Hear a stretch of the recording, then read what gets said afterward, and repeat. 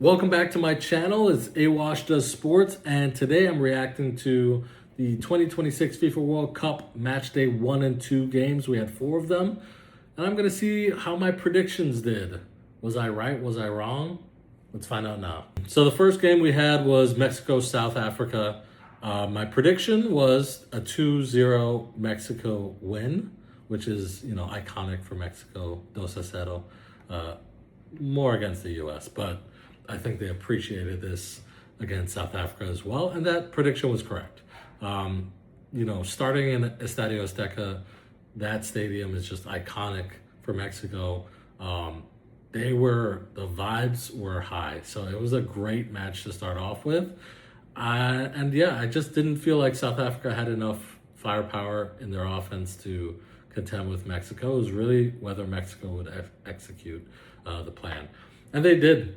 They were kind of all over South Africa during this game. Their first goal, Julian Quinones actually got it off the turnover from the defense. So again, when you're a team that's trying to just delay the inevitable, I don't know why you play out from the back so much. It's a recipe for disaster, but he capitalized on that. And then, like I said, to watch out for Raul Jimenez, scored in the second half. Beautiful, setup play with him starting to play and following it, and then finally getting the header in the box. And, I think his celebration after and the emotion he had is basically what this World Cup's about. It's representing your country. And if you haven't been able to do that before, this was a good representation of it because it means so much. Sometimes you don't even know why, but he's also had to overcome so much. So that was just really, really cool to see. I would say, though, this match was also insane. 3 red cards? Like, what are we doing? I think they were just going for history no matter how they can get it. Mexico also, snapped a streak of losing every World Cup opening match or not having won. So that's finally over. And I think it sets them up for a really, really good chance to finish first in this Group A. But yeah, the second match was also pretty entertaining. I would say South Korea versus Czechia. My prediction in this game was 2-1, and it ended 2-1. So I'm 2 for 2 so far with my predictions. I'm pretty happy about that. But, Czechia just hasn't been in this in the World Cup for a long time. So I think there was a little bit of, getting used to, there was a little bit of, I'll just say, Czechia hasn't been in the World Cup for a long time, so I think they were just trying to stalemate this game, honestly. South Korea is a dangerous team.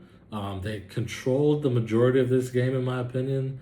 But when you're a team like Czechia, they did exactly what they were supposed to do.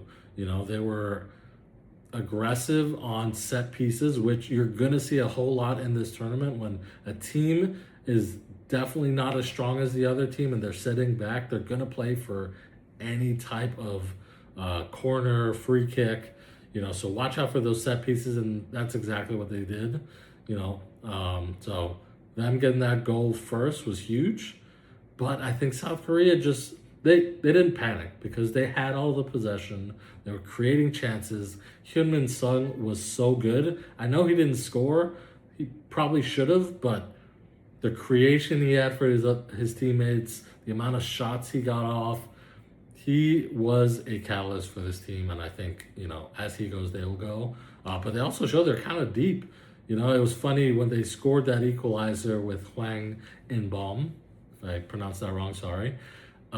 They were just moving the ball left to right on the field, just kind of prodding, kind of lulling them to sleep. And even the commentator was like, they need to do more progressive passing. And as soon as he said that, they saw an opening and played a deep pass into Hwang. And he made a fantastic move, cutting it back, chipping it over the goalkeeper before the other defender could kick it away. So that was a great goal. They carried on with that momentum. They brought on some substitutes, and they got that late goal to win it. kind of how we saw it going. You know, Czechia didn't really put too much fear in the South Korean defense. So, no, it was a great finish. And now for match day 2, we had 2 games. The 2 host nations left are going to be debuting: Canada versus Bosnia and Herzegovina, and then you got USA versus Paraguay. So in my prediction, I predicted that Canada would win 2-1.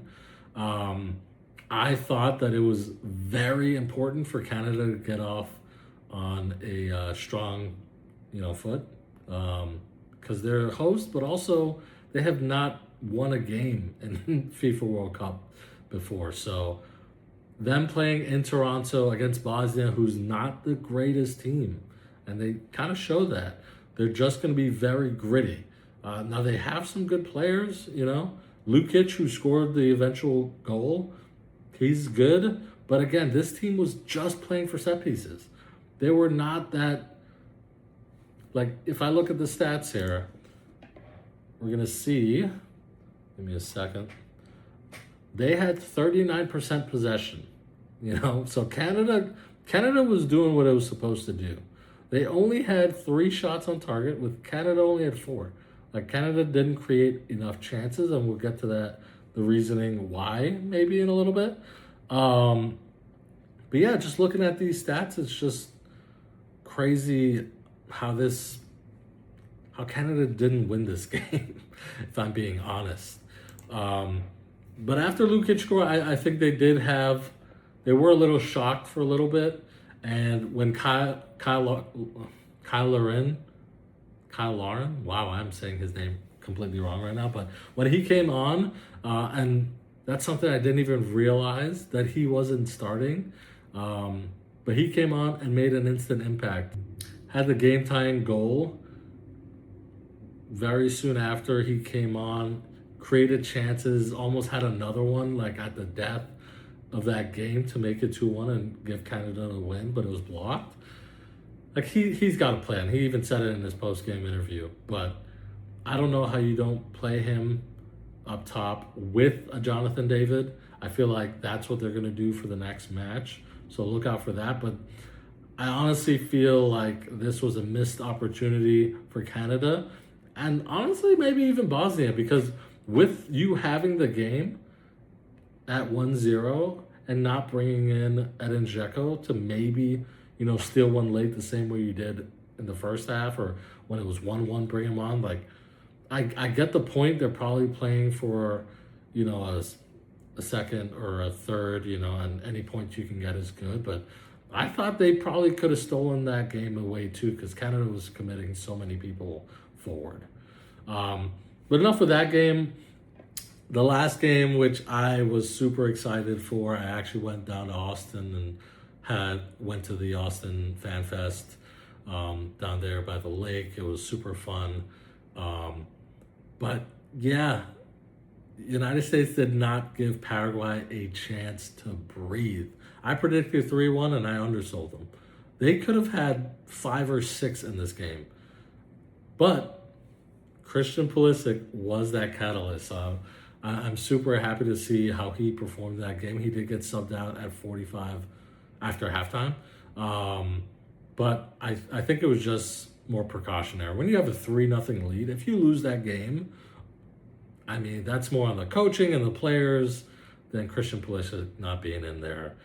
You have to see that game out, which they did. So I like that from Pochettino. Just say, hey, Christian, you might be a little banged up. Let's not run you out there again.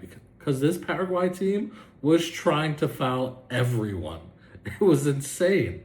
Like, I'm pretty sure Balogun was on the ground because he got stepped on, cleated, kicked after every time he touched the ball after that first half. I mean, to be fair, they're probably sick of seeing him after how dominant he was in that first half. Wow. So Balogun had a great game, 2 goals. Christian Pulisic kind of created everything in the middle. Our defense really did not get tested in that first half. It was good to see Enciso play and Almiron. They tried. This U.S. team was just all over them.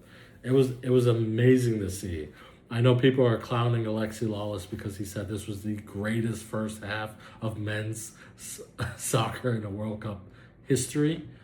He could have just said U.S. men's World Cup history, but, you know, he likes to get the clicks. But it really was that dominant. Like, they did everything right. And Serginho Dest and Anthony Robinson on the wings, just running at defenders all game, was insane. It was the most proud I've been of a USA team in a long time, and it actually gives me hope that they can play much better and at a higher level in this tournament and maybe reach a place they've never reached before. But we will see. That was it for my predictions. I got 2 of them right. Canada tied, they could have won, and then USA just won by more goals than I thought was going to be scored.